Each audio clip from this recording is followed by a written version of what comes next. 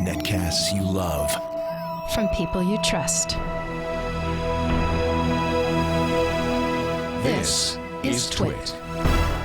Audio bandwidth for This Week in Tech is provided by the new Winamp for Android, featuring wireless sync and one-click iTunes import. Now with free daily music downloads and full-length CD listening parties. Download it for free at winamp.com/Android.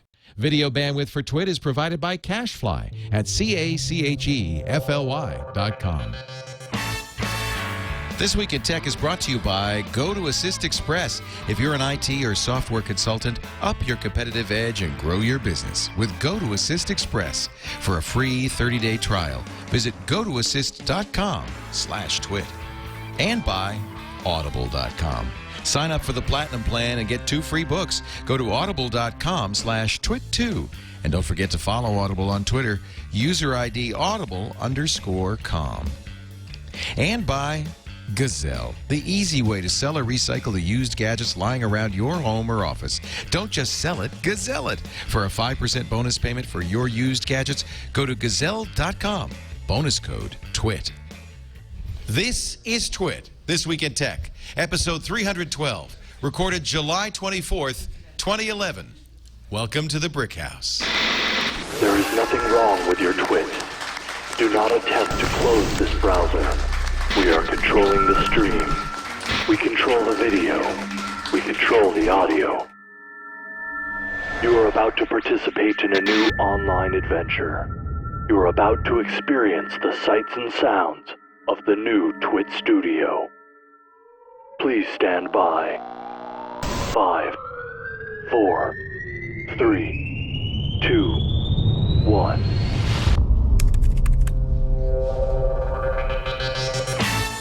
Welcome to TWiT from the new TWiT Brick House. I'm Leo Laporte, and we are going to have a great show today. The first show we've ever done from our new studios. To my left, I brought in all my old friends. My old Tech TV buddies, starting with Kevin Rose to my left. It's great to have you, Kevin. Thanks, now man. at milkinc.com. And to my right, my old friend Patrick Norton, host of Techzilla, techzilla.com, and my old partner from the Screensavers, and of course John C. Dvorak over on the far right. Steve Gibson's stuck in traffic. He'll join us in just a little bit. But I thought it would be fun because this place looks a little bit like the old Screensavers set. A lot of rust in here. There's a lot of rust. It's kind of neat, isn't it? I've been fighting an urge to climb the superstructure in here. You can. Since the first time I saw it. You can. We've been swinging off that since we put it in. That stuff is It's rigged. not really something you want to tell me in the middle of a live broadcast. How much, Brent, how much weight can that rigging hold? Go on, do it. Thousands of pounds. Kevin. Patrick could swing on that. That's for the bottle. All right. Let's get the champagne passing around. Can we get a paper bag for the bottle, please? So we also invited some close friends in here. My sister Eva said, well, are you going to have a studio audience? I said, yeah, we could have a few people. She said, how about 50? I said, okay, so we have about 50 people, maybe more. Thank you for joining us.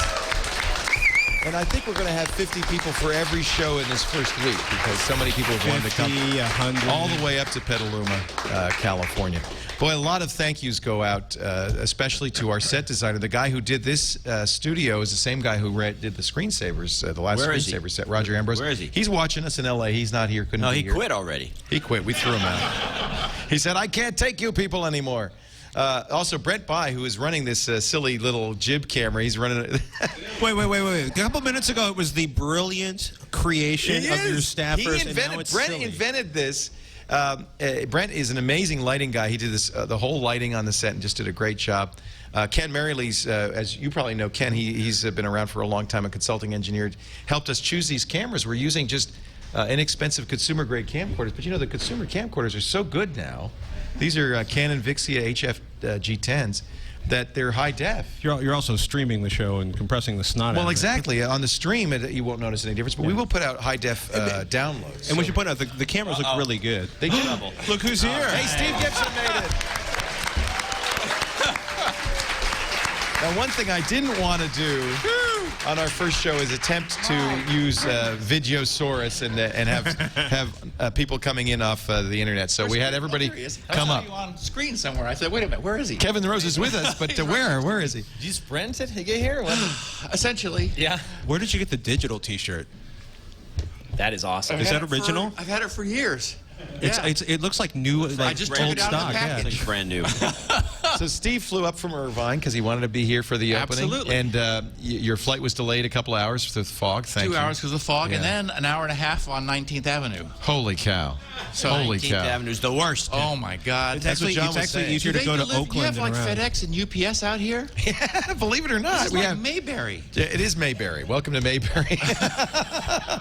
Yeah, it's a small town, but look, this is kind of the beauty of it is we can live in this beautiful area, the wine country, in a beautiful small town, and still do TV. And internet. Look at all these people. Isn't this great? Oh, cool. We got people all around us because So what'd I everybody miss? wanted to be here. You didn't. We just started. Oh, cool. Your timing is excellent. I was just kind of thanking people who helped us design the set and build it and make all of this happen. And it hasn't been easy, but we've got such a great team.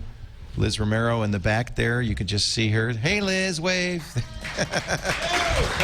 Lynn Fu, who put together the live event today. Of course, my producer Eileen Rivera, who's back in the console. Do you see? This is our that console back there. You got to be an octopus to run that thing. You've got everything at your fingertips. One person can do what basically 22 people had to do to make Tech TV happen. So how much is done? It's pretty much, I don't know, is it done? I think it's done. Yeah, the architect bailed out already. He moved back to L.A. No, it is pretty much done. The only thing that's left is I just finished my show in the old studio and came over here. So now we dismantled the old studio, and it's going to fit in that little room over there. That's my office over there, and so the entire old studio fits in there. So is the cottage shut down? It is now. We will not use it anymore. Yeah. So when we do You're moving out there too. You're moving out of it altogether. yeah, we're moving. And I'm only here, by the way, because Jennifer found me My wife found you. at 8 Keller. You were down at the other place. Well, yeah. And Did you notice that that- I was heading here? Didn't anybody send him I the was right heading here, memo? and she looked in the window. Are you lost? Did you And I notice said, there was nobody there? Well, not really. And you never met Jennifer. No. And that's so funny. And Ozzy. And Ozzy. Yep. Well, I'm so glad you. And so she jumped in the car and drove me here. Oh, that's great. It was a long drive, wasn't it? I could see how you could walk it. Dick DiBartolo said we've got long enough stretch limousines. He just got in the back door, got out the front, and he was here. It is pretty close. It's just 2 blocks down the street. Yeah, it's great. Yeah, but we're really glad you could all be here because it's really it wouldn't for me. It wouldn't mean anything if I didn't have my pals here to celebrate this. No, it's really true. Round of applause for everybody. When we started TWiT, I don't know if you guys remember this, but I offered Patrick and Kevin. I said, "Look, we'll make this a 3-way LLC. You could partner, and we'll make TWiT." And they said, "Are you crazy?" Patrick said, "I need to make a living." I gotta feed my wife. Kevin says, "I got Dig. I don't need that." So, unfortunately, you guys, I own it all. But that's okay, because you can come visit anytime. We're really thrilled to be here, and we're thrilled to have our audience. And the truth is, this couldn't happen, not only without these guys, but without our amazing community. And we see the people in the chat room. There's so many people. We have a live stream. How many people are watching the live stream? I think it's about 30,000 now watching the live stream. Nice. Not quite? We don't have a No number one yet? has a clue. And there's more than Gravity knows. 1,500 people in the chat room. It's just it's a great response from our community, and we have sold over 1,000 bricks. The brick wall is not visible right now, but it's right behind me on the other side of that gear. When you first walk into the entry lobby, we haven't put the bricks in yet, but the bricks are going to go in. We're going to get the first shipment in about 2 weeks, and before the opening party, which is August 21st. Wait, by the way, you're all invited. We'll have the bricks mounted on the wall. Aha, I guess I was right. Well, that's just the opening party. Because this doesn't count, John? I It's think not this done. counts. He just said so. Go to the part where you said it looks nice. It's like the nicest thing I've I'm ever seen wrong. in 12 years. I'm dead wrong. All right, let's talk. Not finished.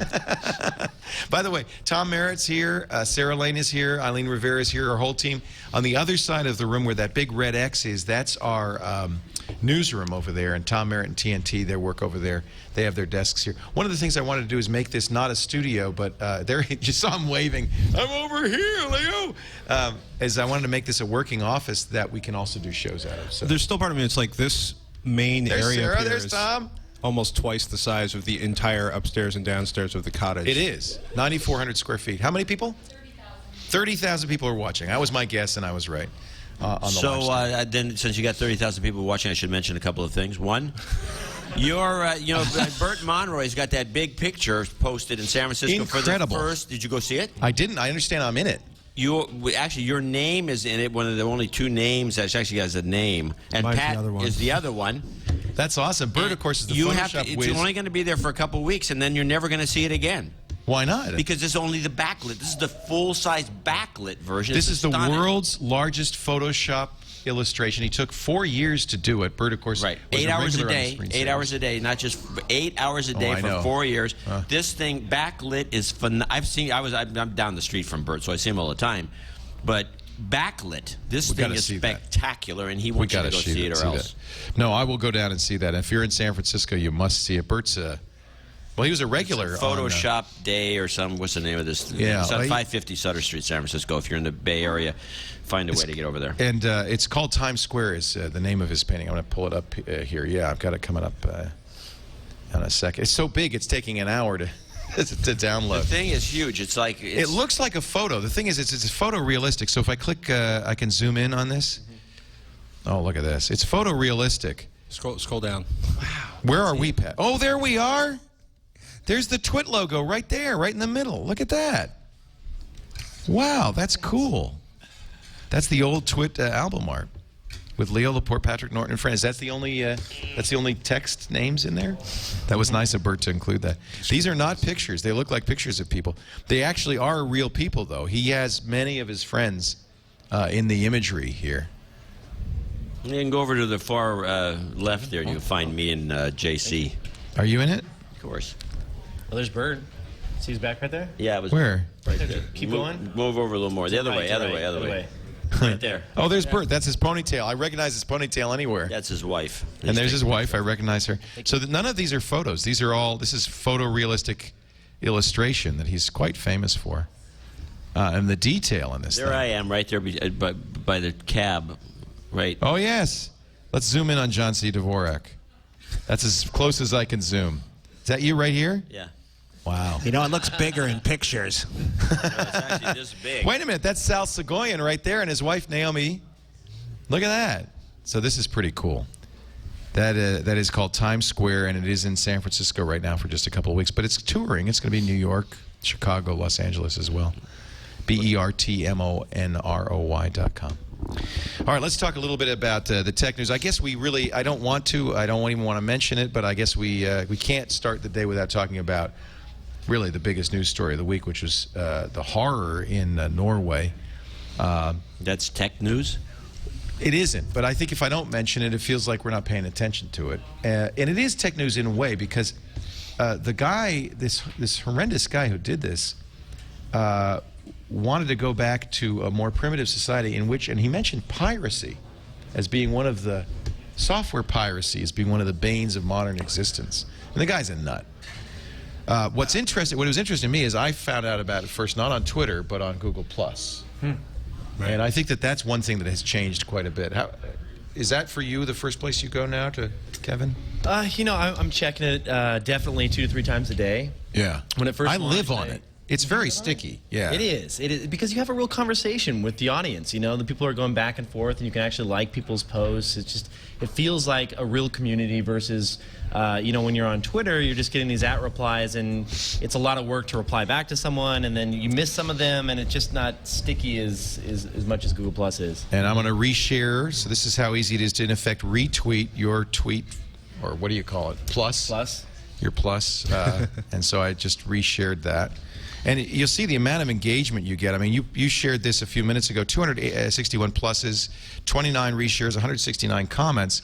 You've replaced this, your blog with this. This has become your blog. Well, I mean, it has all the social features that I want in a blog, but I can't really find in blog software. You know what I mean? Right. It's like if I post something on my blog and it goes live, yes, it's going to hit all the RSS readers. Some people will come in and comment that once they get it via RSS, but it's not really real time. I'm going to have to go out and promote it. I'm going to have to tweet it. And you don't have to promote it here, do you? It just shows up. Like people just start commenting on it right away, and it's awesome. And then I can go back to them right away and answer their questions. You know what I mean? I don't have to sit around and wait and check it at the end of the day. I can start having that conversation. Do you worry, though, the problem with this, of course, is that this isn't your site. This is Google's site. I mean, see, that's the problem, because there's a lot of people out there that they monetize their blogs, right? They have ads on them. I haven't done that in a while, and so for me, it makes sense. But a lot of people out there are going to want to keep their existing blogs because that's how they make their living, you know. There is a bigger issue, though, and in fact, it surfaced this week. Google started deleting accounts. Well, it's not just Google Plus, right? There's kind of two stories here that have been bouncing around this week. One is at Google Plus. Basically, they're like, no commercial accounts, goodbye.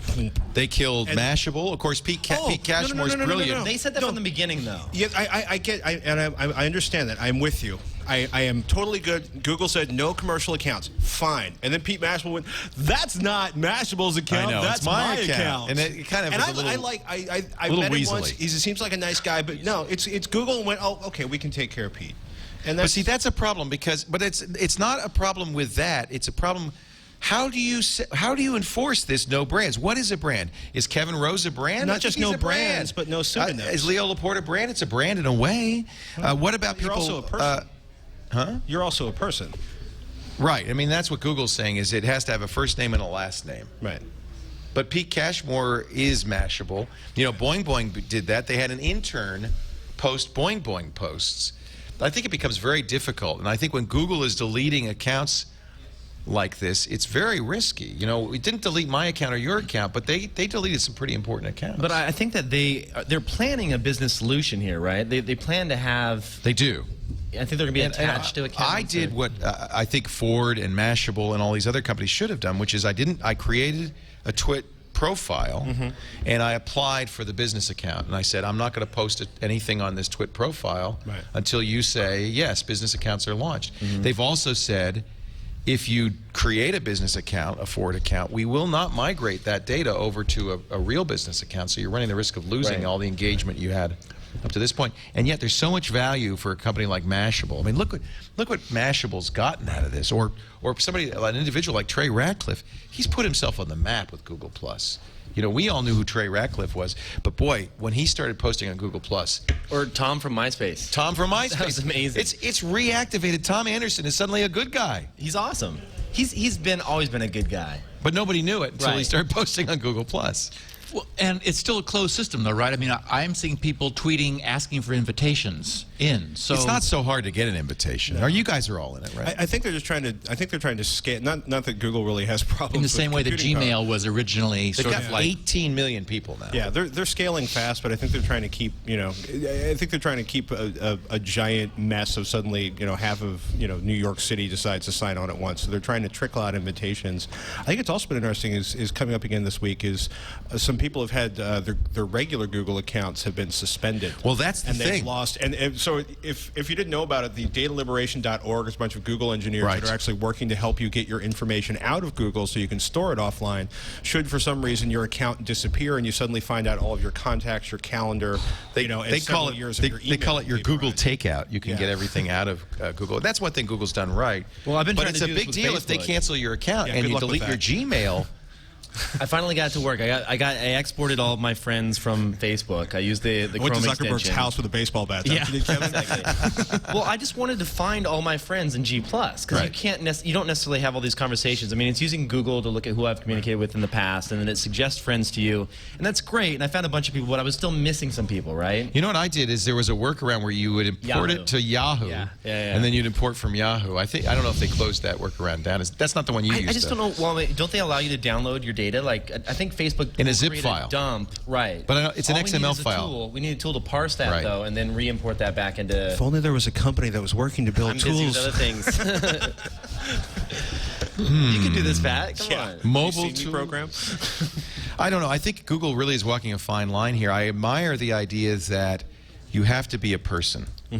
But there are lots of people, what's his name, Zud or whatever, who, this is a handle this guy's always used.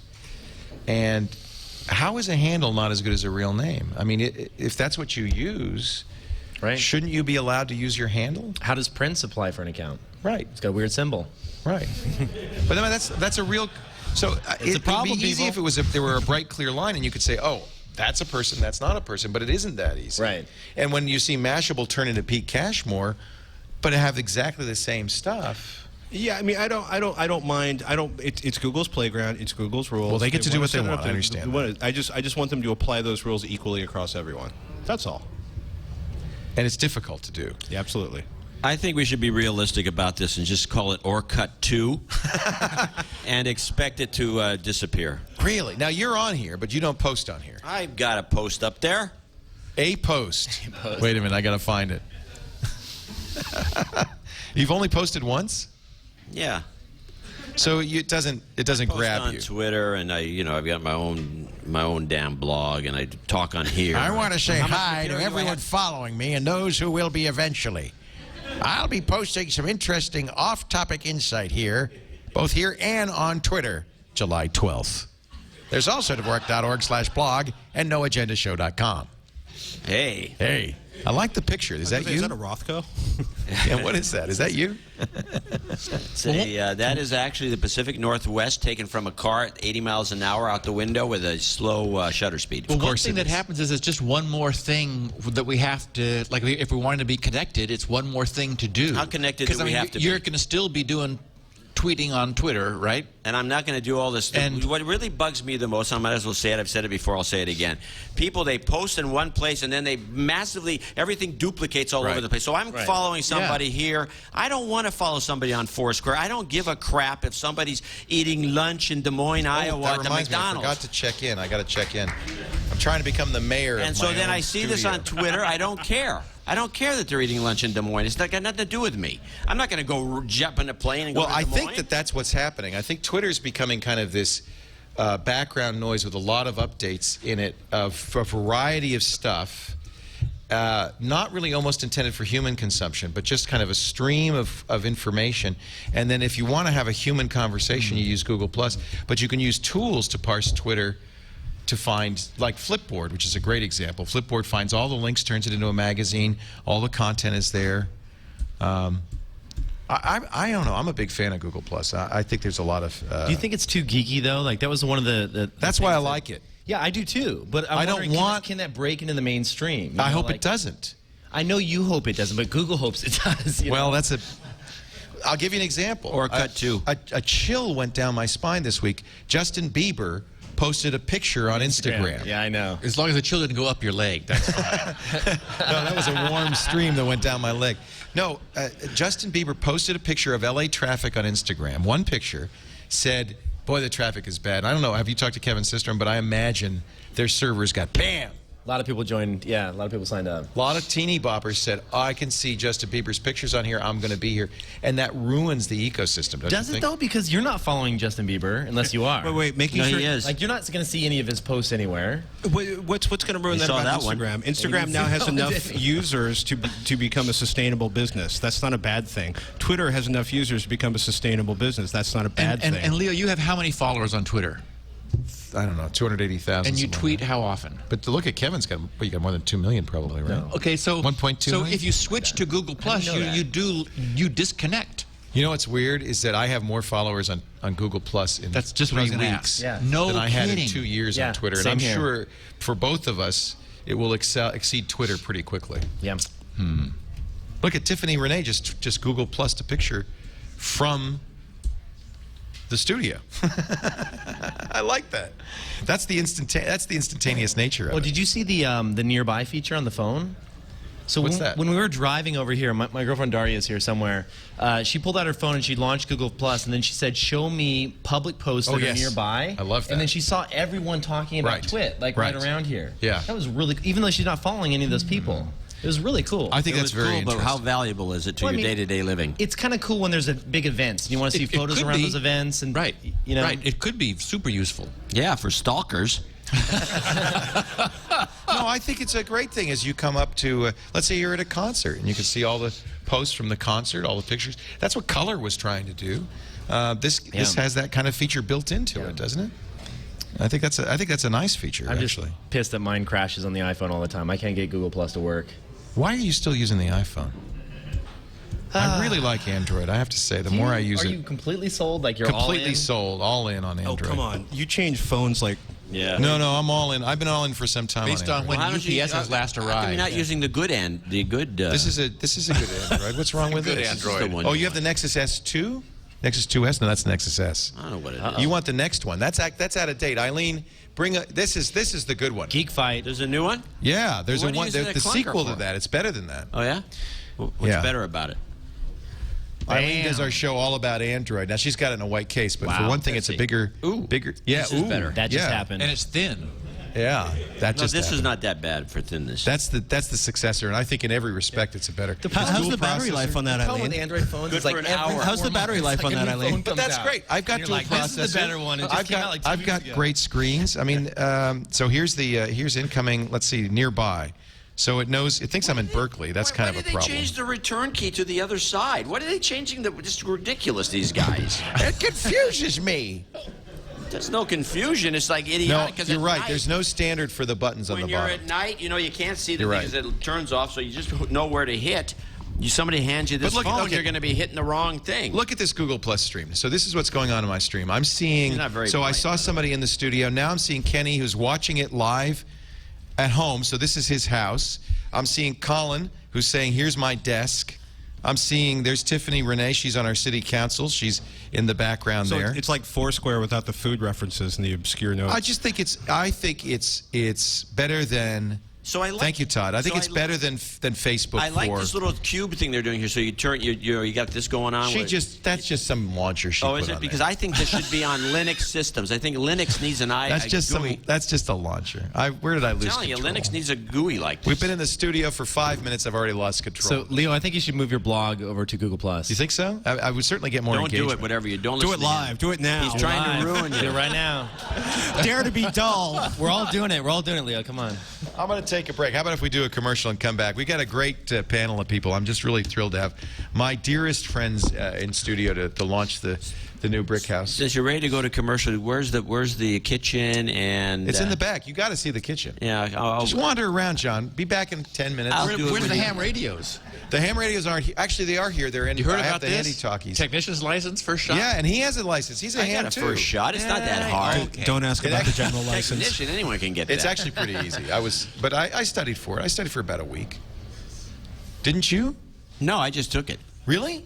I knew all that stuff. Do you know Everybody Ohm's knows. law and all that stuff? Did you get it in Everybody knows Ohm's law. the Morse code days, or did Now, you get where it were you recently? No, just with recently. Morse code? You don't have to do Morse code don't have to do it anymore. anymore. But I am learning Morse code because it's actually I think that's a good idea. it's a very useful thing. So if you're ever trapped in a Turkish prison, Exactly. you could tap on the pipe. Yeah, and then no one will know what you're talking about. And they'll go, "I'm sorry, I don't have my license. Could you say that in English?"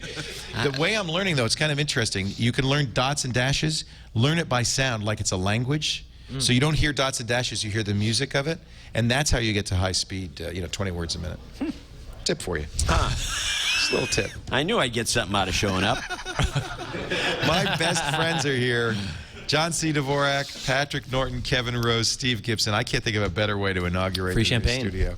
And champagne. Yeah, it's okay. And also our best sponsors, as always on the show, including our friends at Citrix. They do Go to Assist Express, which is a great tool. Do you remember on the screensavers we used Expert City for a while? That was what was the kernel of what became Go to Assist Express. And then, of course, Citrix added their amazing remote access capability, and you've got a tool that is just so good. 128-bit SSL at all times. I don't have tally lights. I don't even know where that's my camera. That's my camera. That's the single, and that's the thing that goes swoopy, swoopy. Whoopie swoopy. That's a technical The most term. expensive It's a machine in the technical term. building. Camera 33 is the swoopy, hoopy, swoopy cam. They allow you to do 8 sessions at once, unattended support.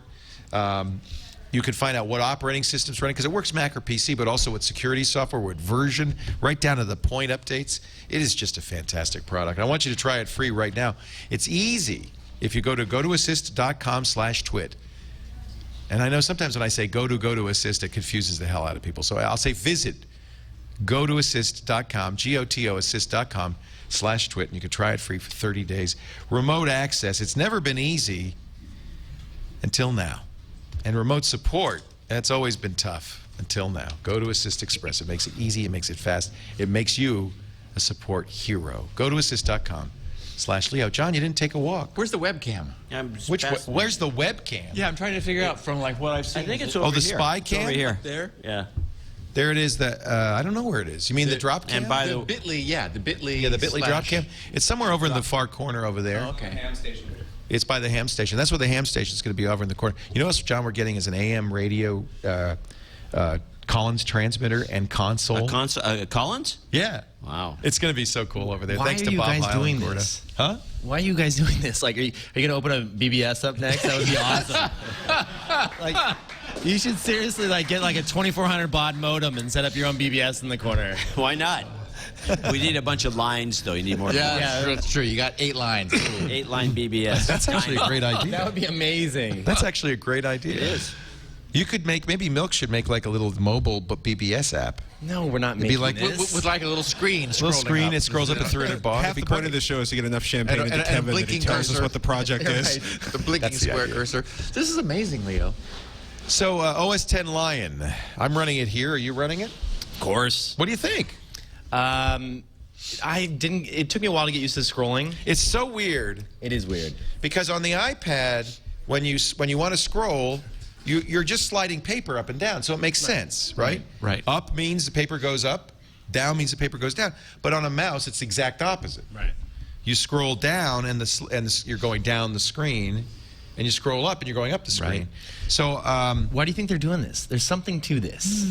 I on Google Plus, I said, great, Steve Jobs spends 27 years teaching us that you scroll this way, and then, and switches it around on you. Like, That's how awesome he is. He can do that it's kind like, of thing. I am so awesome that I could just make everybody do something different. Right. You can't turn it off. I think there's actually a deeper lesson here, which is that Apple, and Microsoft is doing this too, really kind of got swayed by the success of these tablets and these touch interfaces, and they even want the desktop to kind of echo the touch interface. Well, I mean, do you think they're going to eventually go touchscreen on No. laptops? No. No, but on the Air, for instance, have you been using full screen on your browser? No. So what I've been doing is full screen on my browser, and then you do this 4-finger Yeah, I do swipe, that. I do that. and then I 4-finger swipe over. Let's say I have full screen on my email. So this is think about it. That's a tablet-like experience. I'm swiping. And you from have window that on to your window. iPad, right? But that's very This is- tablet-like. This is also about... because we have that on the iPad after you add the developer Exactly. tools. And exactly. It's really and nice. full screen, squeeze when you it do and go full back to screen home apps and- like that, that's also very tablet oriented. Now it's a little weird on a 27-inch screen to be going like this, but on It's this Minority device Report. it works great. But it is Minority This Report. is about unifying the interface I across agree. all the platforms. Yeah. This is like NVIDIA at CES was like, yeah, you know what? Okay, there's no more market for 3D graphics. We're moving into ARM. ARM is the future. There have been more ARM processors sold in the last year than in the previous 5 years of x86 or some Isn't that great, crazy though, stat too? like that. And it's like unifying the interface across the phones, the computers, and eventually probably televisions and your Minority Report headset. And so the idea is you develop once. And with Apple, like Apple sitting there going like, yeah, we're going to release a new OS. We're going to do it through our new store. So you're going to have to buy this version of the operating system to get the store to download the new operating system. You know, and we're going to create this incredibly tightly controlled pool that or channel or whatever you want to call it that controls access to applications and the applications running on the system. Apple is trying to nail the operating system and the apps to the floor and control that I experience. like it though. There's something I really like about When it that. works. So I just got the new Air. This isn't it. It's at home. I'm still setting it up. But I went to the App Store and I started downloading all the apps I have on this. It's so Mac. easy. And it just says, we realize you already purchased this, Right. and now we're just going to let you install it. It was awesome. Yeah, it's awesome if you have a big, fat, gigantic, cable modem or better. Right. Well, you can't even get It's Lion great is if you're not like installing Yeah. 25. It's a 3.2 systems. gig download. Yeah, you know what's can't funny? Yeah, The you can't new even Air- get Lion without broadband. The new Yeah. Air didn't come with any type of backup anything. Like Right. it didn't come with a thumb drive to Doesn't install need the to. OS. It does it over the internet now. Right. Because See, I I do like this idea, but the negative about having all your apps in the App Store is Apple has to approve every app. And Yes. what they don't approve is apps with free demo versions. They don't approve open source apps. They don't approve There's- anything that's naughty because Steve doesn't like naughty stuff. So suddenly what happens, and this was a big concern of mine, is this App Store becomes so attractive because of things like I could just reinstall all my apps The that you updates, only too. buy. I rebuy apps just for that convenience. Yeah, so do I. Yeah. It's retarded. Stupid. Stupid. And yet Yeah. they've got you. And now what I worry about is that the ecosystem is so changed that a lot of very important stuff like open source apps are gone. You're not going to get Handbrake on the App Store. So you can't submit Handbrake to the App Store? You could, but they won't approve it. Well, they could. They could, but they won't. I know that. Yet another reason to stay with the PC. No, because guess what? And the reason we're having this conversation... You're using a Mac right now. That's where Windows is going. No, but that's where Windows... Same thing. If you look at Windows 8... Microsoft's out of business if they ever pull that stunt off. You think so? What are they doing it for? I mean, what's wrong with the... Did you look at Windows 8? Yeah, I did. It stinks. Oh, yeah, we had this conversation. Well, that's what they're doing. So they're out of business? They think they're doing it. It remains to be seen. Will the users rebel? I would. I'm going to. And we all move. We're staying on XP, Leo. You always go to Linux. I think actually that may be... You may be very glad there's Linux in a few years. I'm glad there is now. Yeah. I think that if you want choice, if you want open source... They'll be supporting Windows 7 for forever. That's true. We got 10 years. Yeah, we do. But then what? Yeah. Maybe we quit. Apple may be buying Hulu. We found out with Apple's quarterly results that they have, what is it, $72 billion in the bank. They could buy Hulu. They could buy NBC, ABC, CBS, Fox, and Hulu. God. They could buy anything they want. Yeah. But they are supposedly making They're a bid building for a Hulu. spaceship. They could. All things D said, don't hold your breath on the Apple Hulu deal. Actually, I think it's a bad idea for Apple to do that. The deal was, I think, that Hulu said, we guarantee if you buy us, we guarantee you a couple of 3 years of access to the content. But after that, there's no guarantee. And if it's Apple that owns the content, do you think CBS and Fox and all the NBC, the content providers, still maintain that agreement? What are you buying if you're buying Hulu and a contract for 3 years that runs out in 3 years? You're not buying anything of great value, if you ask me. So I don't know if this makes... You're buying a chance to undermine the greater revenues you get off of iTunes. So are you buying it defensively? How about buying it to close it? That's what I'm saying. Yeah. Put it out of business? Why not?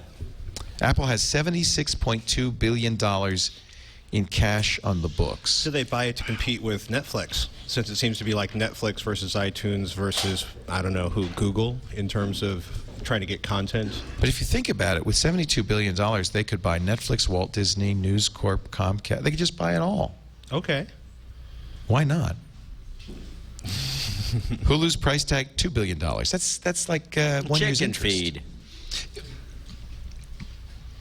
Apple doesn't usually buy things. In fact, the biggest company Apple ever bought was Next, $400 million.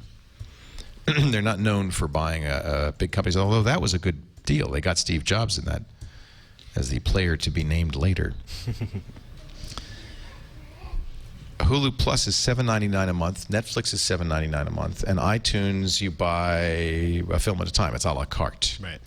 Which is the better model? We really don't want Apple to become infinitely powerful, though, because a lot of the things that Steve Jobs does is really annoying. Yeah. Right. You know, I mean, we're forced to do it his way, and sometimes that's not what I want. Somebody wrote this brilliant column, except that they sort of forgot the point. They're like, Apple can't do a television because televisions have to be supported for like 7 years. And I'm like, it's Steve. He makes you walk away from a $3,000 computer in 3 years. Certainly he'll make you walk away from a $2,000 television in 3 years. I don't believe there's any legislation that says it has to be supported for 7 years. I think that's for the automobile industry. It's just the expectation. No, nobody's saying. But people usually, the tradition, right? The HDTV has been so amazing for the consumer electronics industry because before HDTVs came along, average life expectancy of a television was 11 years. Typical television was in a living room or in a rumpus room or the bedroom for 11 years. The SD television took forever. I love you have one of those, do you? Wow. Yes. If anybody in the world has a rumpus room, it's Patrick Norton. Seriously. Isn't it? Yeah. Rugby/rumpus room. You may have fully my padded rumpus when you pry my... Everybody in chat room number 2, by the way, is moaning that Patrick's mic is too low, and this has been going on incessantly. Turn up Patrick's mic. Are we watching the levels? Because I am actually hearing some complaints about audio in general. Like I'm clipping. It's just the stream, folks.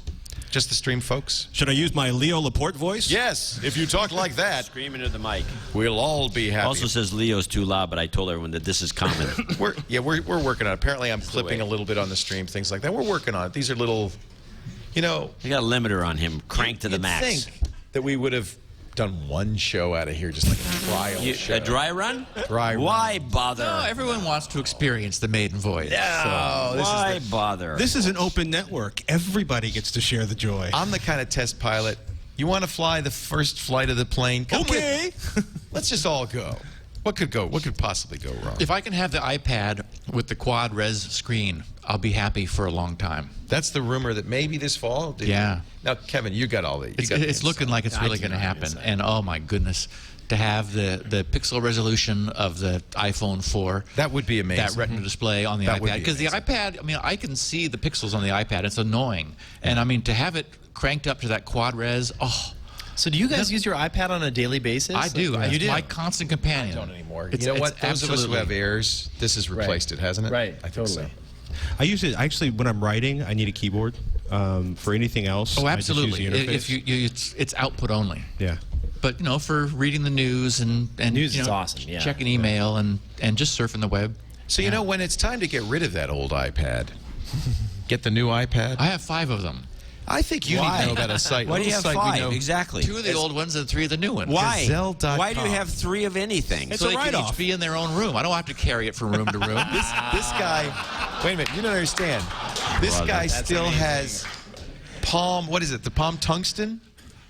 Yeah, the T3. He still has a T3. Why? How many in his fridge? Like 8 in the fridge. So that they don't go bad. Yeah. But I think you've changed your tune on that. Yeah, I won't go back. What, you put in the freezer or just a regular? No, you don't want to freeze the lithium-ion cells or the LCD. You just want to refrigerate them. So you keep them in a bag? What about the moisture? The moisture is going to like. You seal them. You know, they're all hermetically sealed. Did you suck the air out? Did you do a vacuum? Yeah, absolutely. Okay. You bring them down to 3.5 volts. Absolutely, 3.5 volts is optimal. Should I keep my MacBook Air in the fridge at night or No. battery life? The reason he does this is when you fall in love with the technology and you know it's going to be ultimately discontinued, you buy a bunch of them. Yeah. I did that with. You remember the HP? How many of those T-shirts do you own? Come on, tell us. The HP 11C calculator is the best calculator ever made, and you can't get them anymore except on eBay. And I've got like 12 of them. Or garage sales in Palo Alto. A button might go bad, so you have to. They have calculators on the computer now. Yeah, Exact emulations. That's on the iPad. In fact, you could probably get an HP 12C on the on There the is iPad. one. I have one. It's not the same. No, why don't you have 3? Or no, it's a 15C, I think. It's all about that tactile response. But seriously, on the iPad does that replace the ones in the fridge? Oh yeah, I'm not going to go back to the. Well, okay, so this is why I want to tell you about Thaw Gazelle. them out when you take them out of the fridge. Like This is sous why- vide them to bring them If up you to have the a right refrigerator full of tungstens. Yeah, because otherwise they would get condensation on them, and then that would be bad. So okay, look, go to Gazelle.com. What is it? What is it? What is the name of it? The HP 12? Which one do you want to sell? The 11C is the 11C. calculator of all time. Gazelle.com. I'm going to use. HP 11C. No, let's see how much you could get for that sucker. Just an example. All the products on Gazelle. This is a sponsor. Don't make me Okay, sell them. now, Steve, I have some questions to ask you. You can pull up my screen here. My calculator has functional or physical problems that prevent use? No. None. No. Normal wear and tear? No, it's never been used. No, they're No pristine. noticeable flaws, I think that would Correct. calculate. Yes. Okay, look at this. Do you have all the original I stuff? bought one from Wow, a guy at it's Starbucks. gone way up to worth $30. $44, up from 28. Steve. 44. Wow. 44. I'll give you. I'm keeping it. I can't raise the. Oh, wait a minute. I the can't raise the. tungsten. How much were they new? I don't remember now. I got them from eBay. So you could check eBay. This is guarantee you. This is more than that you get on eBay. And by the way, if you use the offer code TWiT, they're going to add 5%. So let's add 5%. This is some to that. promotion we're doing here. This is an a ad. commercial. Yeah. I could be in the kitchen. Go to the kitchen. Go wander. There's a Zingerman's food basket. Dr. Mom sent us a Zingerman's food basket in the kitchen. Anything you want, John. Well, point the direction of where the kitchen is. It's on the other side of the watery column of death. There goes John C. Dvorak, ladies and gentlemen. Hey, John, can you give me a Diet Coke while you're in there? A Diet Coke for Mr. Norton. Thanks, John.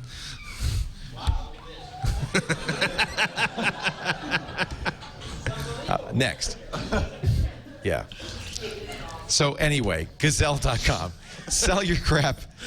Don't sell your crap. Sell your crap? Don't sell your crap. Is that their official slogan? No, it isn't. I just made that up.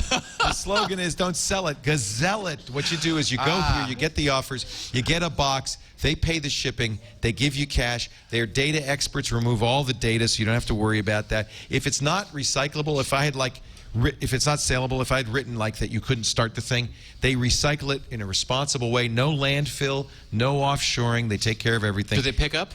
They give you a box. You put in a box, your mail. A uniformed member of the federal government will come and get it, aka your mailman. I don't like that part. and they pay the postage and everything. Anyway, it's a great way if you're ready to get a new phone, a new iPad, whatever you're looking for. Don't sell it, gazelle it, GAZELLE.com. Yes, they'll even buy your 11C for $44, which I got to tell you, Steve, is a very fair deal. I'm going to live a long time, Leo. It's a very fair deal. Hey, let's check in with the newsroom. I've always wanted to say that. Tom Merritt is in the TNT newsroom. In fact, so is I, as in Sarah. What's up for the week ahead? I don't know those people. Yeah, we're getting comfortable in the new digs here. This is knocking over the tequila. We have been drinking a little. Sorry about that. But we are still taking a look at the stories coming up in the week ahead. Today, a bunch of phones, actually. AT&T's Nexus S now available at Best Buy for $100 on contract, and the Motorola Titanium arrives on Sprint today for $149. The aftermarket OnStar FMV, we saw that at CES, finally available today for $300. Tomorrow in Portland, Oregon, starts OSCON, O'Reilly's open source convention. That runs through July 29th. Wednesday, T-Mobile's HTC MyTouch 4G Slide arrives for $200 on contract. Thursday, July 28th, Sprint does their earnings, which will be interesting because they may announce a deal with LightSquared. Those are the folks putting up the satellites to give LTE wholesale, and Sprint would be their first customer. Of course, they still have to figure out their GPS issues. And don't forget Friday, July 29th, the 12th Annual System Administrator Appreciation Day. Do something nice for your sysadmin on Friday. Back to you, Leo. We are going to do something nice for our sysadmins, actually. Let them sleep. Yes. We won't call them that day. Thank you, Tom Merritt. That is across the way from us. That's the TNT newsroom over there, and that's where TNT is going to come from. No longer do they have to come in here and rearrange all the cameras to do the news show. That's just fantastic. Because there's cameras everywhere I look. There's a camera. Yeah. There are 30 cameras in here. And the thing is, with our video router and the TriCaster H850, we're really able to do some amazing things. For instance, even though most of the cameras are fixed, the TriCaster allows us to take a camera and zoom and pan. And because we have such high-resolution cameras, in effect, we can have movement in any of our cameras. I mean, it's really quite amazing. This is a very powerful system. Here comes John. He not only found you some Diet Coke. That works. He found some wine back there. Should we open that up? No, it has to be. Are you taking that home? Yeah, we brought it for me. It's a Mexican wine. Mexican wine. Yeah, actually, there's a little area in Mexico where they can actually grow wine. It's called cerveza, John. Yeah. Didn't get much of a laugh, did it, Steve? No.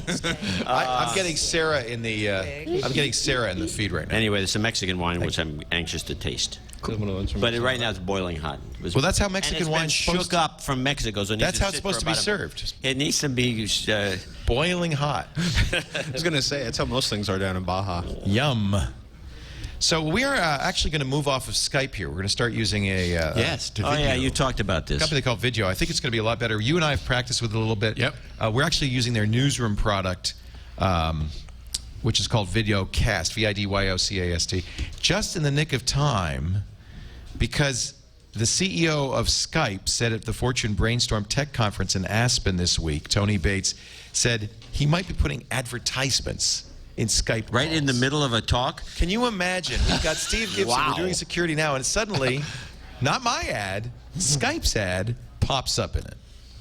In-call advertising. I was talking to somebody who's a friend of mine who's been working with a team of people in Silicon Valley developing some of these codecs, and they wanted to compete with Skype. And they claim that since Skype went to the VCs and now since it's been sold again, that everything from the bit rate to the codec to everything has been changed where you need more bandwidth than ever to make. Why would that be? He had some cockamamie theory about it. It had something to do with compatibility down the road with something else, or who knows? I don't know. All I know is I was told that that if you start looking at bandwidth requirements on a Skype call now, and you actually get the monitor, put a scope on it, you're going to get different numbers than you used to. It seems like, especially with the acquisition of Skype now from Microsoft for what was it, $8.5 billion, there must be some pressure to monetize Skype big time. Well, they want to turn into Lynx, the Lynx product, which Microsoft's crazy. Terrible. But advertising, can you imagine? I'm calling mom to show her the baby's first steps. But first, this word from from our sponsor. I mean, it won't. That's not going to work. Yeah, it's not going to happen. Tony Bates says, obviously, there's a very rich, operative word, rich, long-term advertising play. The one I want to tease right now is in-call advertising.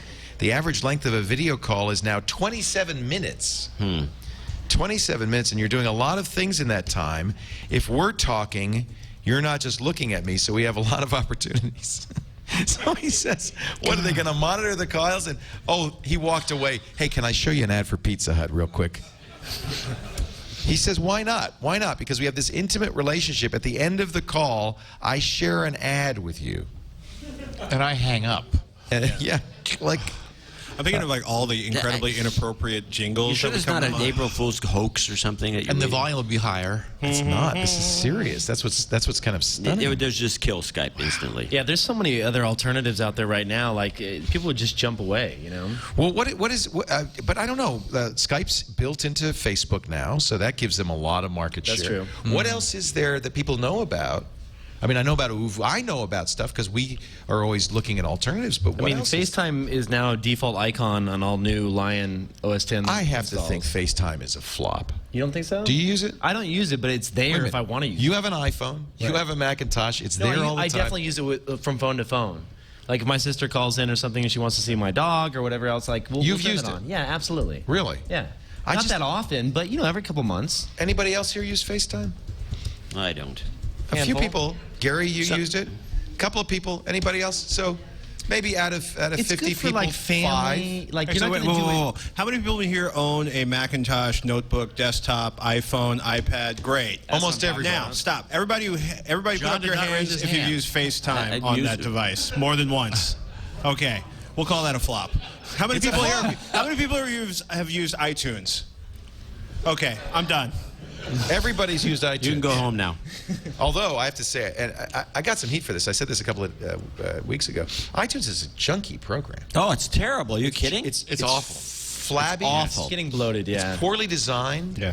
And last not week intuitive. it wouldn't download. If they're like, you know, you're constantly updating. I had like 12 updates, and so I said, okay, download them now, and it just didn't. The only thing worse is like the Java upgrades that are happening like every 5 minutes on the PC. Well, now, Steve Gibson, we've talked about how Java is a source of security issues. If you don't need Java, you shouldn't install it. Well, guess what happens the minute you install Lion? The very first thing that pops up, you need Java.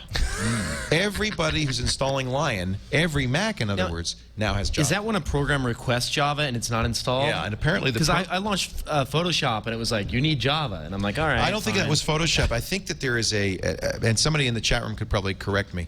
It happened very quickly for me, but it looked like there was a service that runs under Lion that almost immediately runs when you first install Lion and says, hey, you got to have Java. And it was the very first thing. Why wouldn't they just bundle Java then at that point? Well, could be the lawsuits. Now, you saw that. You saw that Oracle is not real happy right now with Google, because Android is a Java-based. It's Linux, but Java's the on top of it. Although Oracle did, or Google did agree to belly up and pay the flight. Is that the latest? Yeah. What's the VIG going to be? I don't know. It's not going to be cheap. At one point, somebody was saying like it's going to cost an extra $20 per Android device. No, I know. that would kill be the Android market. Blah blah blah. Yeah. It's like nah. According to, I think this happened on Friday, Oracle must curb Android damages claim. They have to lower their claim for damages versus Google to $100 million. But in return, the judge says, you get to subpoena Larry Page. And what you can ask Larry is, did Google willfully infringe on Java patents? I can't imagine Larry's going to say yes, but I guess if you're under, under oath in a deposition, and if there's records and documents from conversations, Google was asking for $6.1 billion. Wait, Google? No, you mean Oracle. I mean Oracle against Google. But it's the judge said $100 million. U.S. District Judge William Alsop said he wanted both parties to be more reasonable. I'm surprised they didn't attempt to overturn the patent. It must be a strong patent, and I'm certainly Google would have looked at it and made a determination that it would stand. John, maybe you know this. I think sometimes companies go, "Yeah, there's a patent. Let's take a chance." Actually, I talked to a guy.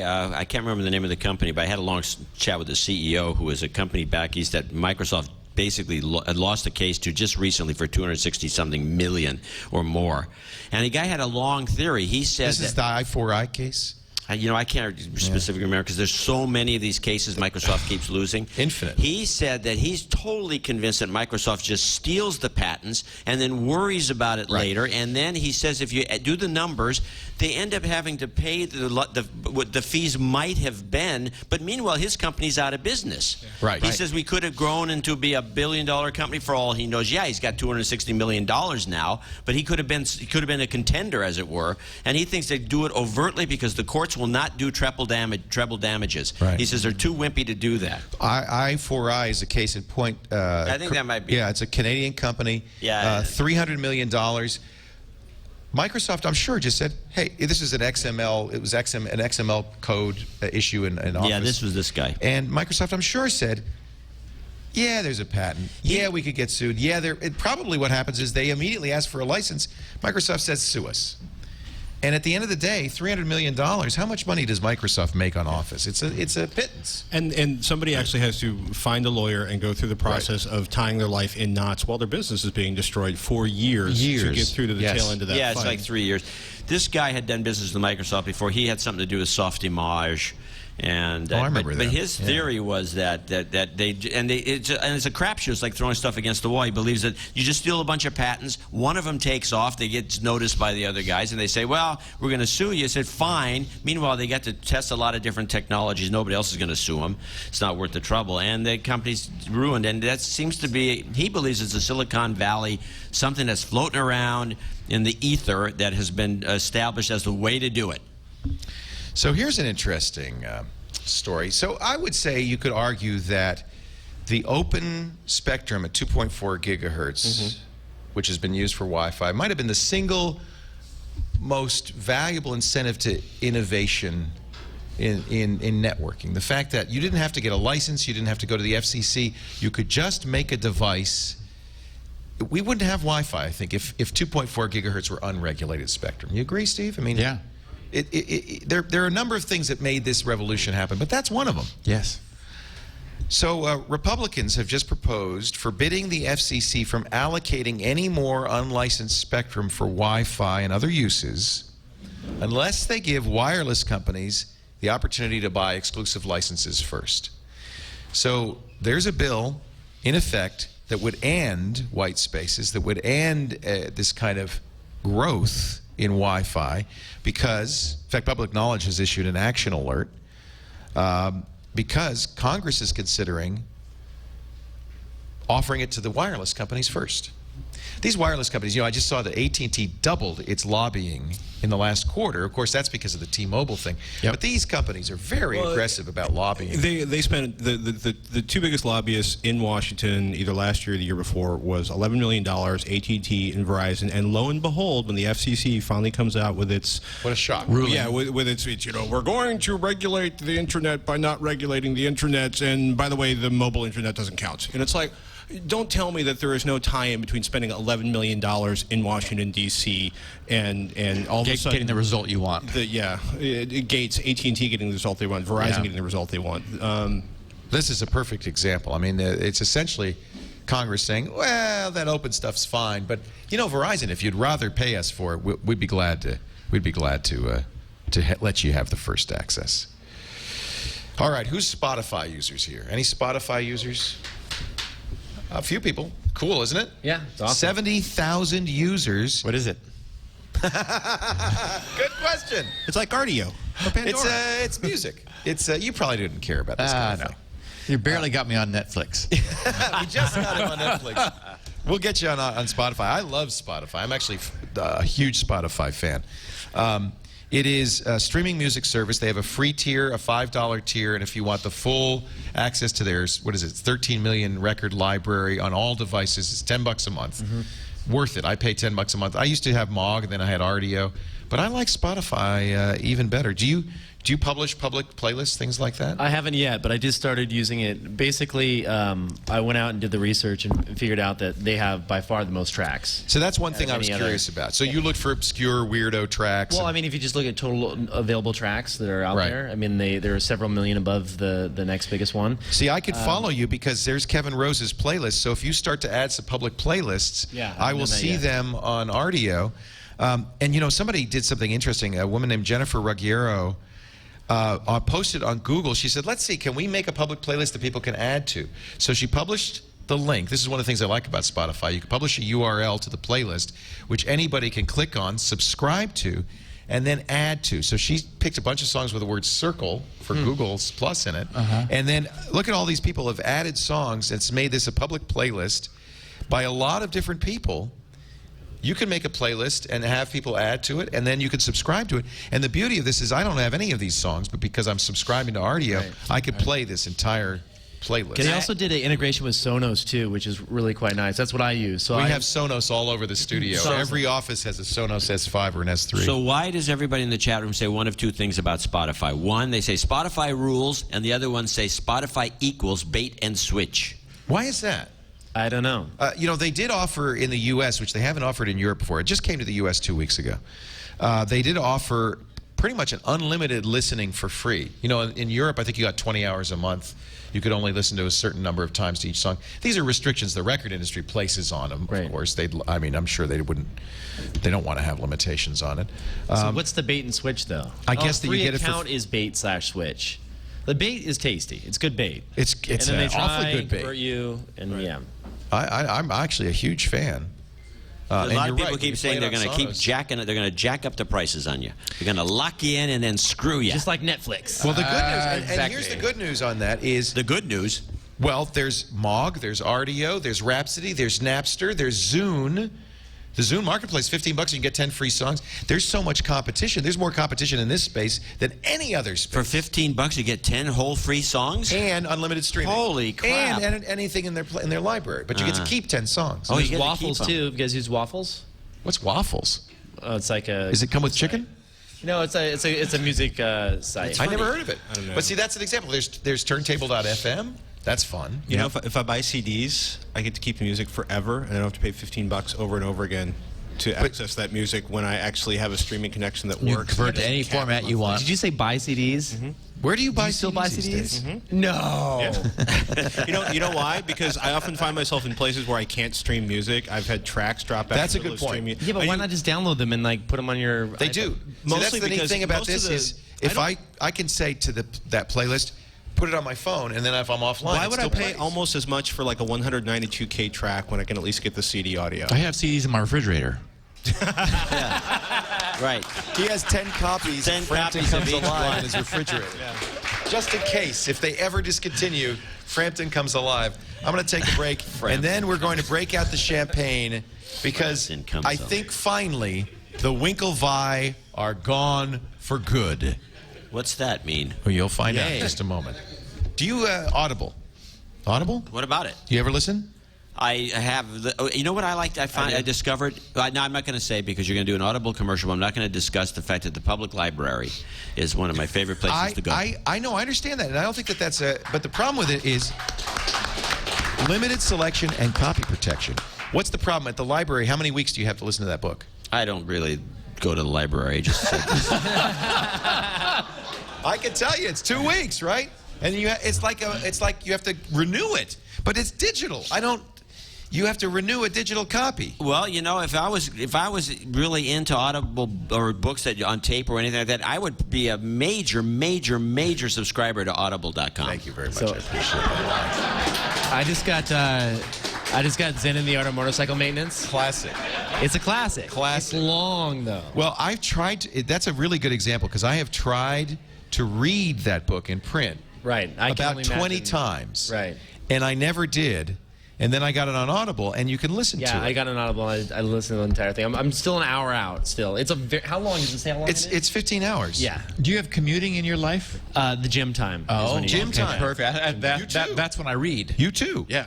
So you know, I used to have the Kindle on the stand on the exercise, but it's too hard. You're going like this, and it's too hard. So you listen, and they're reading to you. It's nice. This is actually a great recommendation. Robert Persig's Zen in the Art of Motorcycle Maintenance. You could get that free right now. In fact, you can get 2 books free if you go to audible.com/twit2. You'll sign up for the gold account. That's 2 books a month.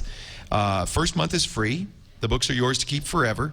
If you look at my library, Kevin, I've been doing this since Screensavers. I've been doing this for 11 years. Audible's been around for a long time. Yeah, I started in 2000. I have 500 books in my library. And what's nice is I can go back and listen to these books anytime because your library is always yours, unlike the public library where 2 weeks later you got to go renew it. Nothing wrong with the public library. Nothing wrong. You know, I'm married to a librarian. Sarah's a librarian. And I love the library, and I think it's great. But I'm telling you, I like the idea that I could take as long. I just finished Peter F. Hamilton's The Void trilogy. Yay. Which is, no, not quite. I have 6 more hours. But that's like 80 hours. If I had to renew that every 2 weeks, yeah, I would never have finished it. So it's really nice to have the kind of, look at this as War and Peace. This is, I mean, this goes on and on and on. Hundreds of books. I love it. Try it today if you haven't yet tried Audible. It's Audible for the gym. It really is. It is great for the gym. Do you rock climb with Audible? No, because if do you have rock to focus? You have to focus if you're kind of. You don't listen to like rock and roll? No. Why is it? Is it because it's like a puzzle? Well, that and you're moving your arms around, and if you get your headphones entangled, like that would be bad. Yeah, you'd fall right off the wall. You still do that? Not that often actually, but I need to get back into it. You used to go to Mission Rock all the time. Mission Clips, yeah. She comes with Sarah and Seamus and I. We started. You used to go to? No way, you're going now? Yeah. I cannot see this guy on a rock. What are you eating? Salad. How'd you get salad? Some poor staffer at TWiT's going to go to get their lunch in an hour and be like, "What the?" You got to write your name on the lunch in the fridge, or you just with Dvorak. You saw the Zingermans, right? Did you see the? Yeah. Did you see the brick? I brought a brick out. Oh, look at that. We're not. It's not. By the way, sometimes people think that it's too late to buy a brick. It isn't, just because we've opened it. These are the 8x8 bricks. You can get a logo on there. I know, Gary, you bought one. Thank you. I appreciate it. A lot of people brought these. We had a No Agenda brick bought for us. Did you? Yeah. Awesome. I hope you put it in there in the morning. I'm gonna. Well, and you know, we have Diamond Club from NSFW. We have a lot of different kind of. It feels like it's Arcana. It feels like it's the Masons have taken over it in the back there. So we got a wall. The wall's right behind me. We're gonna fill that wall up. I cannot wait to see the bricks when you come back from the party. That thick, all of them? No, that's the commemorative brick. So if you buy the commemorative brick, you get that. But the bricks are a thin little veneer. Really, they're only about a quarter of an inch thick. Still chance to go to bricks.twit.tv. This was a very expensive place to build. You want to guess? $1.1 million. There's my CFO, CEO. What does she say? No, I'm off by a 0.1. 1.2. So those bricks make a huge difference. We've sold 1,000. We hope to sell at least 1,000 more, and it really makes a big difference. So did you buy the building too? No. So you're asking a really, see, this is where your business orientation that's a touchy helps. point. So I put a lot of money into a building I don't own. Right. That Which means you're going to stay here forever. We have a long lease. Good. I think we will get the benefit out of this. And the truth is, I probably will buy the building because I think this is so great. Shouldn't we buy this? Yes. I mean, it's so great. You have to put bricks everywhere if you're going to buy the building. That's a lot. That's a hell of a lot. Bricks in the bathroom. Bricks in the hell of a lot of bricks. Either that, or I could sue Mark Zuckerberg saying I invented Facebook. That might be a way to make a little bit of money. Wait. No. You forgot. Sue, get a payoff, and then get pissed off because you realized how much more it became work. It wasn't enough. I want more. So here's good news. The Winklevoss. We all know about them because of this movie, The Social Network. The twins, the crew rowers, who say that they, with Harvard Connect, they invented Facebook. They hired little sophomore Mark Zuckerberg to code it. He put him off. finally says, nah, you know what, guys, I'm going to do the Facebook instead. And they were pissed. You remember that this week, Larry Summers, who was the president of Harvard at the time, and he's great in the movie. Remember that, where they go into the president of Harvard, and he says, "You're men of Harvard. Come up with another idea." He says, "What are you? You're asking me? Come up with it." Apparently, that was fairly accurate because they were interviewing Summers at a conference this week, and he called them a-holes. No. What he said is a-holes. What he says, anytime a sophomore comes into your office wearing a tie and a jacket or something along those lines, you're probably dealing with assholes. Well, you can say that, but this is a family show. No, so I'd like to see the real guys instead of the actors. Well, here's the real guys. If you pull up the picture on my screen, they actually are pretty darn handsome. They got a settlement of $60 million. Wow. And we're not happy. They said that Facebook lied to us about their actual value. They went back to court. First, they were going to the Supreme Court. They dropped that Supreme Court case in June, went back to Boston. On Friday, U.S. District Judge Douglas Woodlock dismissed the case, saying, "You're a bunch of assholes." No, he didn't say that, but I think it's. I think it might be over. So do they lose their 60, or they get to keep their 60? They get to keep from the original settlement, because they wanted to have the original settlement unsettled. Yeah. Wouldn't that be a just? Yeah, to pull the 60 back. Oh, that wasn't enough. Sorry, guys, we'll take it back. Thanks. So that's, I think, although you never know, I think the end of it, although their attorney, Tyler Mead, who is probably the guy making the most money on this, said Friday he would be submitting a post-judgment motion relying on a federal rule that allows judges to reopen a case if vital information was not produced. So 7 years in, and we're still fighting over this silly thing. There's another picture of the Winklevoss. These guys look like a couple of characters. They're rich. Well, they're like Olympic athletes too, and they're busy doing other stuff. They're men of Harvard. Get another idea. Summers was being interviewed by Walter Isaacson at the Aspen Institute. Actually, it was Fortune's Brainstorm Tech Conference. And Isaacson said, "Was that scene in The Social Network true?" Summers said, "Oh, I've heard it said I can be arrogant. If that's true, I surely was on that occasion." This is your quote. "One of the things you learn as a college president, if an undergraduate's wearing a tie and jacket on Thursday afternoon at 3 o'clock, there are two possibilities. One is they're looking for a job and have an interview. The other is they're a beep."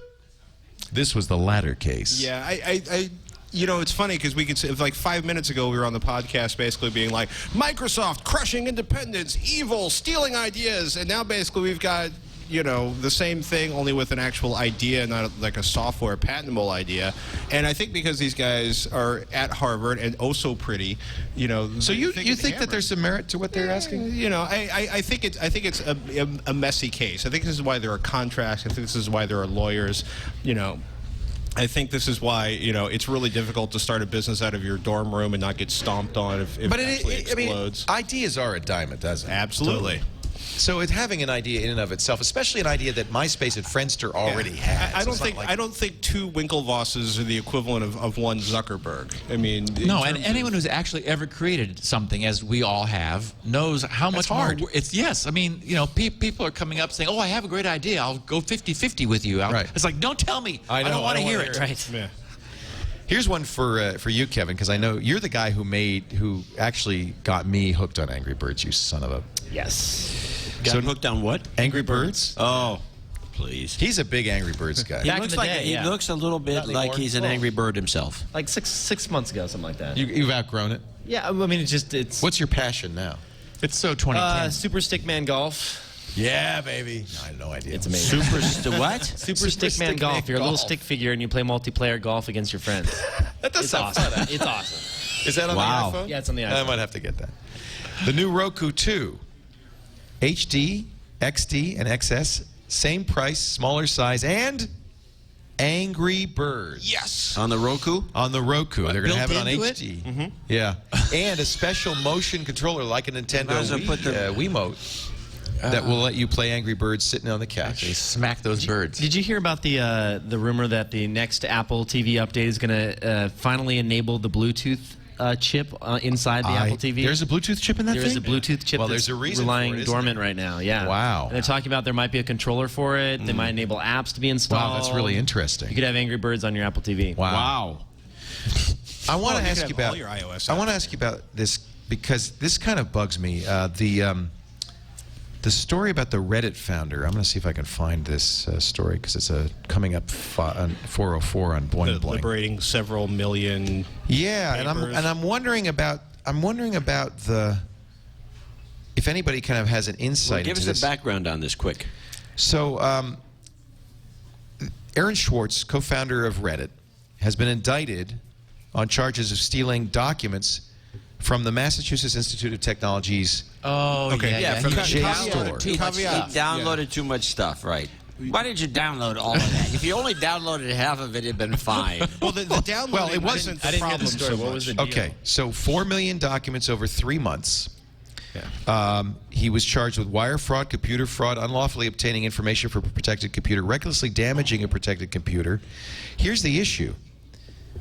First of all, I don't think this guy's a hacker. He's a Harvard fellow. He founded Demand Progress, which is an activist nonprofit. One of the things that's in these JSTOR documents, this is a nonprofit research archive, is a bunch of public domain scientific documents they've collected and charged for. Right. So it's possible, in fact, according to the indictment, this was his intent. He wanted to take those, liberate those articles, which are part of our scientific heritage, Make them freely available. and he was going to put them on BitTorrent sites.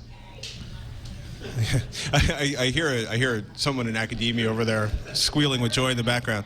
Is that a good thing? Well, do you think Aaron Swartz is a scapegoat, or do you think he's a criminal? he committed it. Misunderstood. He's misunderstood. He's a misunderstood loner. But he's also basically there's nothing wrong with committing an act of civil disobedience, but if you're caught, you're still going to get punished. That's a good point. That's what makes it civil disobedience. Because he went out of his way to create applications or have somebody else create applications that would download an extraordinary number of titles off of this as quickly as possible. He's using multiple accounts, possibly what they're saying is he broke into a closet, grabbed a couple of IP addresses, and was doing alternate downloads to grab as many of these documents as possible, which is awesome. Hey, let the information be free, especially if it's public information to begin with. But the service, and I'm sure MIT are supremely pissed off about this right now. 4 million documents. That's a lot of data. I feel that there's more to this story, to be honest with you.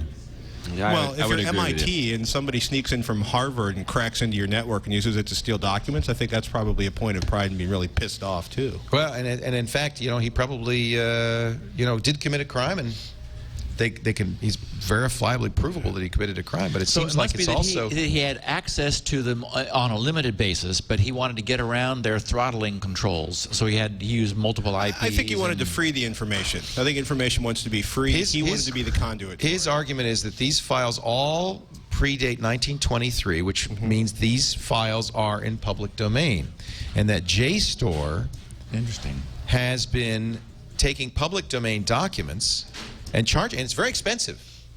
Do you know, sir, how much it costs to get a document from JSTOR? Is it?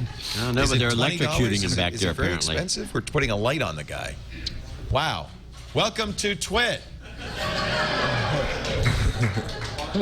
I think this is interesting. Gregory Maxwell has posted a 32 gigabyte file on Pirate Bay. Says that Aaron Swartz inspired the document release. He says, all too often, journals, galleries, and museums are becoming not disseminators of knowledge, as their lofty mission statements suggest, but censors of knowledge, charging for stuff that ought to be free. Public domain is public domain. There's been an attack on public domain forever. What did you just say? Public domain is effectively dead. Did you hear what he just said? No. Get me wrong. I love public domain. No, I know. But the lawyers at Disney effectively killed public domain, and then after they killed public domain, it's a disservice to the public at large. No, but the best part is after they realized after they killed public domain in the courts, they turned around and realized all they had to do was trademark the mouse and their other characters, and they could sit on them legally forever. So after they screwed up public domain for the entire nation, copyright, and arguably for the complicating it for the world, and our government is spending extraordinary efforts to try to put in extraordinary copyright controls in other countries, to basically at the behest of the RIA and the MPAA. And look, I want people to get paid. Well, that's why this is a good test case, because all these documents are pre-Mickey Mouse era. They're all true public domain documents. JSTOR would argue, yeah, but we collected them, scanned them, made available online. Expenses and costs. We made them indexable, and that's why we charge you $19 to get these documents.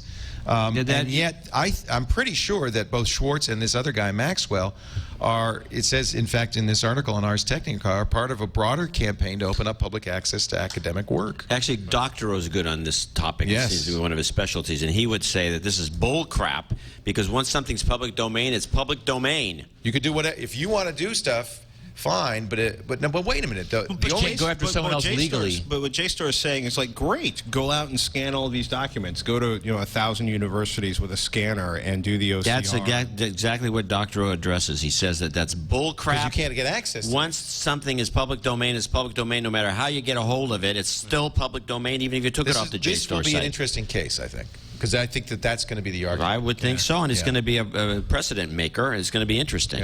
Luckily, he's got money. He does, because he sold it to Condé Nast, and I think he made a little bit of money from Reddit, which is still a great site. Condé did not kill Reddit. So which way does the Supreme Court I'm sure you fall wish on they this? had, but Condé did not kill Reddit. The more social news sites, the better. The better.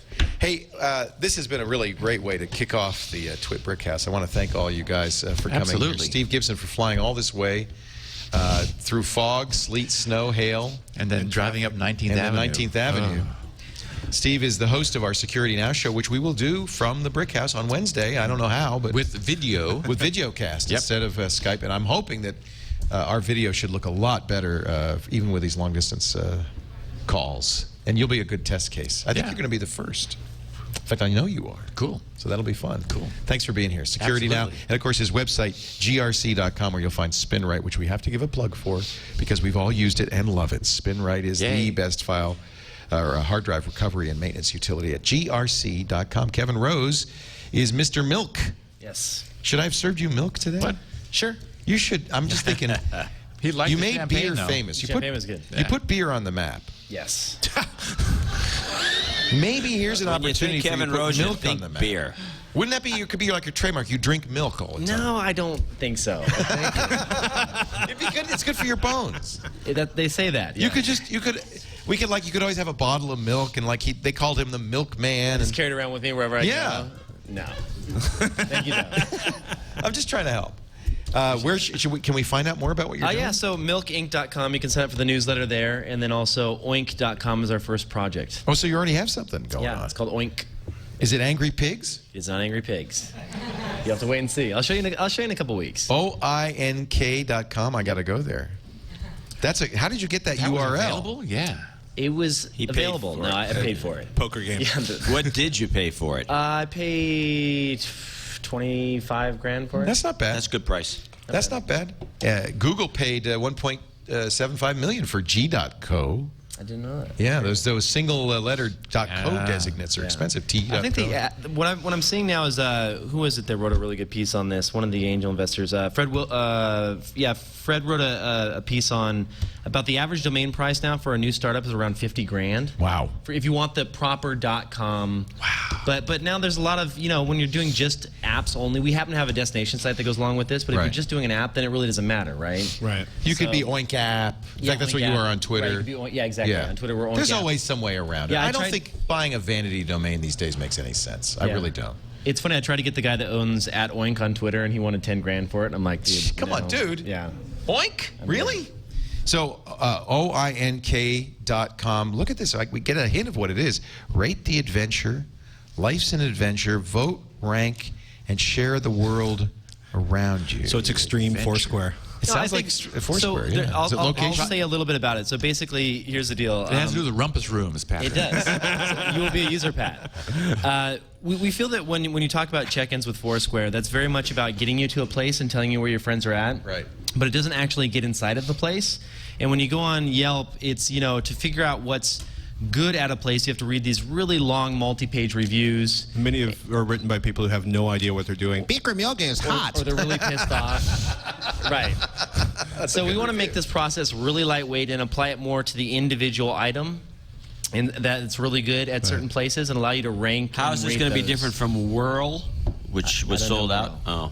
Whirl, WHRRL. Yeah. Or WRL. WHRRL. And then Ditto, which is Juri Engstrom's startup. Another one. And then there's this one called Forecast that everybody's been inviting me to, where you tell people where you're going to be. Yeah, it's not about. It's for stalkers. It's not like checking into a place. It's kind of more like Yelp. In a way. What's wrong with Yelp? Meets Angry Birds. Yelp meets Yelp meets Angry Birds. That's exactly what Yelp. Oink.com. You'll see. I'll actually come on your show and do a demo. And do it. That would be when we first great. launch, you'll be the first one to. That's exciting. So this is the first Milk Inc. product. That's so great. we'll be doing something new about every 3 to 6 months, and this is our first lab. Can't wait. Yeah. Patrick Norton is the host of Tekzilla, Tekzilla. Yeah. Or as we hams say it with me, John. Tango Echo Zulu. No, Tango Echo. Zachary, Tangerine, every man. You passed your test? Zed. We're bad hams. In fact, I think we should make a show. Bad hams. You know, you've always been a ham, so that's. I what know, but now I have a piece of paper. Now you got a license. Bad hams. Bad hams. Bad hams. We have a Ham Nation show. You got Oink Inc. You got Bad Hams. Bad ham. The counter. It could be a tie-in, an Oink tie-in. Could be a Let's tie-in. do it. Yeah, you call me Pork Chop. Tekzilla.com, and of course with the great Veronica Belmont, and we could see that show on Revision 3 every week, and of course the dailies too. Yes. You did a whole Lion thing, Sonos. Actually, we took apart a Samsung. Robert Heron and I took apart a Samsung 8000 last week. That's see fun. all of the layers. Oh, that's really cool. That was fun. That's really cool. Hey, how's that new Sonos? Did you check it out yet? Play 3. It's awesome. We just We got one in the lobby if you want to listen. I haven't installed it yet. I have Turn on the Sonos in the lobby. Can you do that? This is so cool. So with actually could probably do it from here. So with Sonos, we can turn it on. I have Sonoses everywhere in the in the studio, and because it plays TWiT, you can play TWiT on it. So it's our you know, our TWiT Universal thing. TWiT interface. Universal TWiT interface. But you can also play Spotify out and stuff like that. Just Somebody unplugged the one in the already. lobby. Oh man! And I was going to do a demo. Thank you, Patrick, for being here. Thank you for having me. It was fun. Couldn't do this without And you. Dvorak.com/blog. No, channel Dvorak. .org. Oh man! It's like, see, this is why I have to drum it into everybody. It's We unbelievable. should buy the .com. How much is the .com? I have the .com. I don't use it.